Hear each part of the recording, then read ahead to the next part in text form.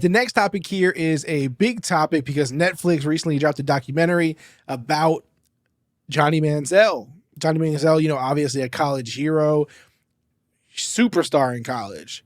Got drafted way too early in the NFL, did not do well, was a bust in many people's eyes.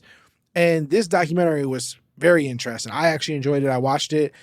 There's a lot of fun tweets here, a lot of interesting things that were discussed on there that, either some people knew about, some people didn't know about. One that actually fooled me, right? One rumor about Johnny Manziel coming up was exposed on this documentary, if you will. And we'll get to that in just a second here. Let me go ahead and start pulling up some things here so we can talk about it. Again, first things first. Johnny Manziel was going to fail a drug test. This was at the combine. So his dad was ready to do the only thing he could do, fake a heart attack. So if you watch the documentary, his agent says, Johnny calls him, says, "Hey man, I don't think I'm going to pass this drug test. I think we have an issue here." And so the agent's like, "Okay, we're going to have your mom, your dad go fake a heart attack or fake heart issues or whatever the case may be. And then you're going to be able to leave the combine. It won't look strange because you went there and then had to leave for an emergency. And this way we don't get you drug tested." This was literally something they were going to do. This documentary helped expose a lot of the background things that happened in order to try to, make a player look in a positive light, make a player look like, the guy you want to draft number one in the draft. This stuff probably happens less now just because we are over-reporting on everything nowadays. Reporters are not slacking in terms of the information they gather.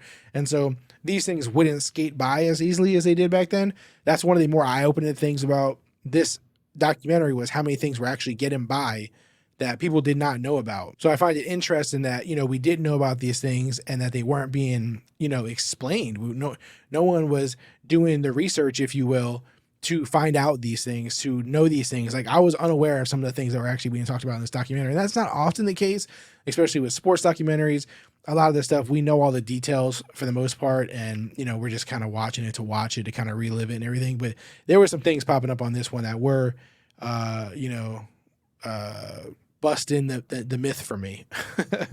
This Tony Grossi tweet: "To think the Browns literally chased Brian Hoyer out of his hometown, playing the best football of his life, to make Johnny Manziel the man. God, there are no words to describe how wrong and unjust that was." I'm not the biggest Brian Hoyer fan in terms of ability, in terms of, being a franchise quarterback. So I'm not necessarily going to bite into the narrative that, they ran Brian Hoyer out of town and that's such a horrible thing. It is a horrible thing that they drafted Johnny Manziel where they did and made that mistake, right? So you could have put any placeholder in the name of Brian Hoyer for me, and it still wouldn't have made sense because Johnny Manziel was just an obviously bad choice from the jump, right? So, and there was plenty of skeptics at the time who would have said that to you, who would have told you that, and we're saying that. So it's not like that's a surprising narrative in terms of it just not being a good pick, right? And so that's one of those picks where, man, you don't want to be the GM or coach or anybody to have to live with that one because that's never going to look good. Also, this here from Dove Kleiman: "Former football star Johnny Manziel opens up about planning to commit suicide after finding out he's bipolar. I got diagnosed as bipolar. I felt it was the same as being called an alcoholic or a drug addict. Spent as much money as I possibly could, and then my plan was to take my life. Months prior, I went and bought a gun I knew I was going to use." He shared all this on the documentary. He kind of went into depth on all this and explained it. This is also kind of creating a little bit of a narrative in terms of, how we are approaching this conversation. This comes up a lot of times with players who do not live up to, the expectations here. Michael Hoff says, "I don't understand why not watching film is the big social media takeaway from the Johnny Manziel documentary. It ought to be the mental health aspect. How scary it can be living in your own head along with the self-destructive tendencies." Again, this is the mental health aspect that's being brought up and talked about a lot in this, situation. And it's part of the story, right? Even Mike Evans, his former teammate, said, I know a lot about Johnny. Most of the things in that documentary I knew about already.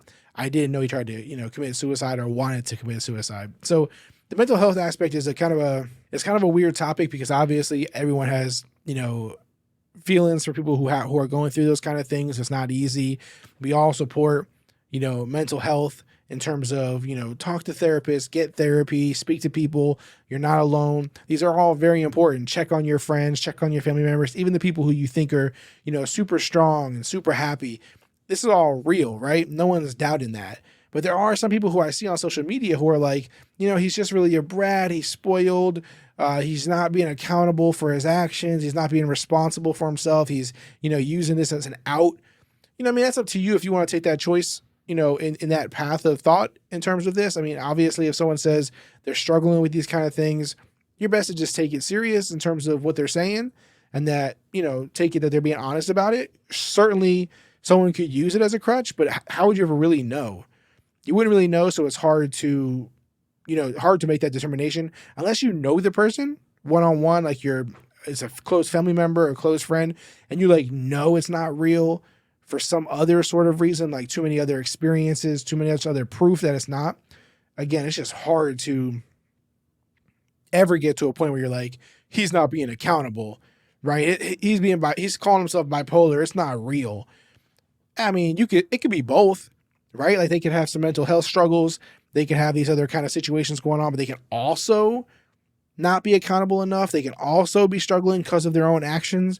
They can be both. It doesn't have to be one or the other. So it's just a, tight rope to walk across to make that claim, that argument.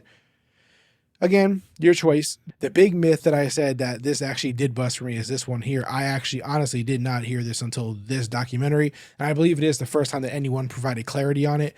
It turns out Johnny Manziel didn't come from an oil inheritance. His college buddy just made that up as a way to hide all the autograph money they were making at Texas A&M, and we all believed it. See, I'm not the only one.